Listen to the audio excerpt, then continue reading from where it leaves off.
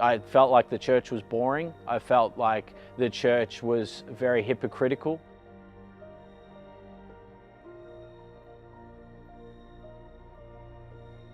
You know, they're preaching love and, you know, and sharing and caring about others, but everyone seems to have a real bad attitude at church. I drifted away. It was an environment where I didn't see clarity in action. And I was hurt by that. I was really upset by that because, you know, if you guys claim to have the truth of this message and heart of love, it's like, why aren't you showing me that?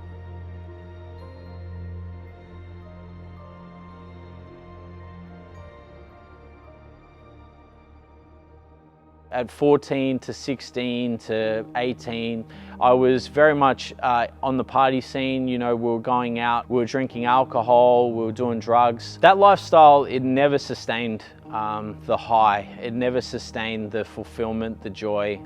It actually put me deeper in addictions. It put me deeper in need.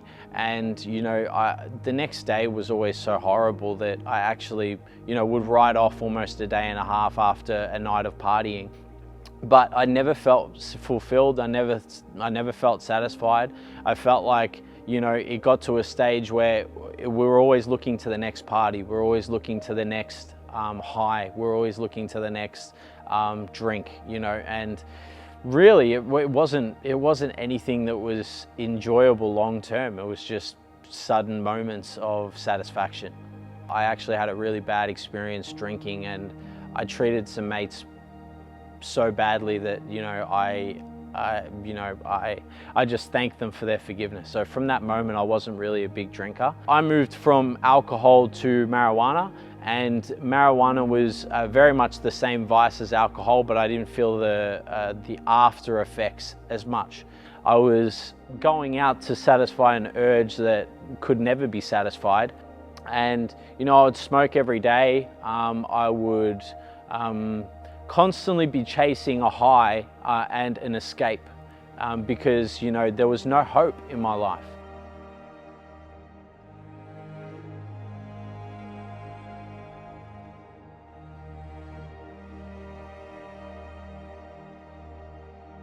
Everyone right to go?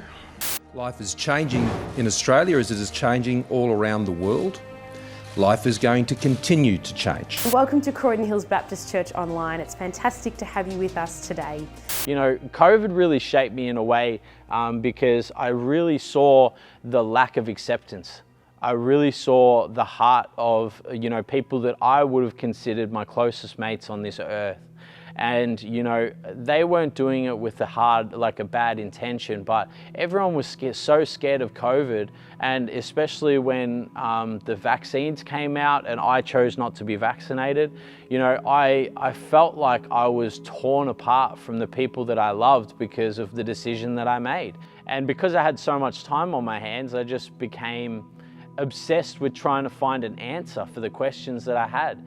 And, you know, why is this going on? How come I have to stay inside my house? Why can't I leave more than 5 kilometers from my home? Why do I have to wear a mask when I go outside? Why are they telling me one thing and then telling me another thing and then telling me another thing, and then the rules are constantly changing? Why is there no sense of truth in my life?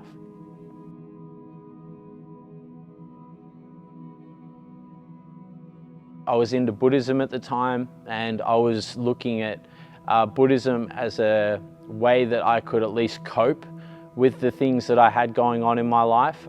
And I felt like it gave me a sense of control, but it was very self-focused, and it was very much, you know, I had to prioritize me time. And it became very, you know, meditation. It was practicing understanding the voices that you hear in your head, to just be emotions and to just be, you know, waves. And they use a lot of metaphors and stuff like that, but waves that come and go as time passes.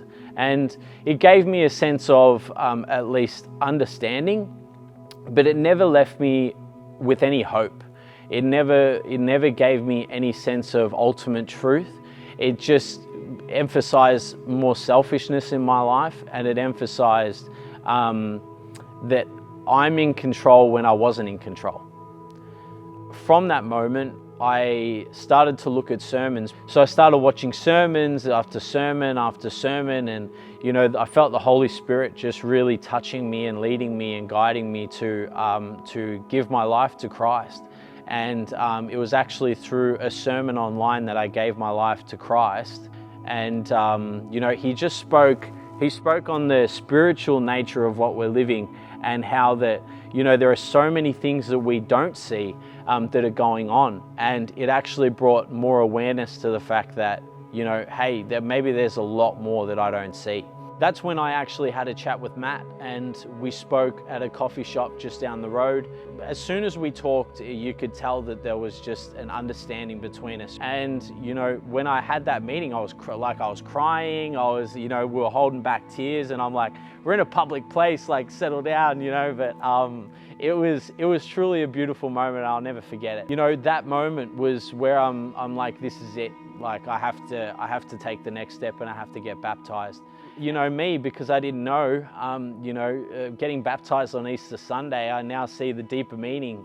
I guess I was just looking at it, and I was just trying to be obedient, and it didn't matter what Sunday it was. I would have jumped in the tap at the coffee shop if I had to. I was just super excited and really on fire for the Lord, because I don't have a 50-50 in me. I don't. If I'm playing sport, if I'm talking to a friend, if I'm giving my life to the Lord, it's 100%. I don't know any different. It's just been truly beautiful to actually see how much He is molded and shaped, and I live now with purpose. I live now with an understanding that I can be Christ no matter what situation I'm in. I'm called to be forgiving. I'm called to be loving. I'm called to be a peacemaker. I'm called to be someone who is, slow to speak, slow to anger, and is joyous in every occasion, rejoices in persecution, and has a heart of love. And that message is a message that I have never heard ever in my life. And even when I was going to church, I didn't feel like it ever resonated with me at the age I was going, and it's just amazing to think that, God pulled me out of where I was, and in my searching for answers, He became the only answer I ever needed. And, I love Him so much. It's changed my life forever. Yeah.